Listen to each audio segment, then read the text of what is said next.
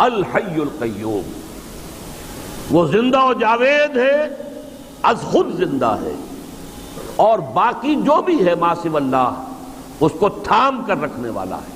کہ حضور نے فرمایا کہ اللہ تعالیٰ کا ایک اسم اعظم ہے کہ اس کے حوالے سے جب کوئی دعا کی جاتی ہے تو وہ ضرور قبول ہوتی ہے، لیکن حضور نے یہ نہیں بتایا کہ وہ کون سا ہے۔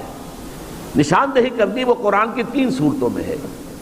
یہ 2 الفاظ، 2 نام اللہ کے اس طرح جڑ کر بریکٹ کی حیثیت سے سورہ بقرہ میں ہے، سورہ آل عمران کی پہلی ہی آیت میں ہے، دوسری آیت میں، پہلی آیت تو الف لام میم حروف مقطعات پر مشتمل ہے، لیکن دوسری آیت میں یہ دونوں ہیں، اور پھر سورہ طٰہٰ میں الحی القیوم۔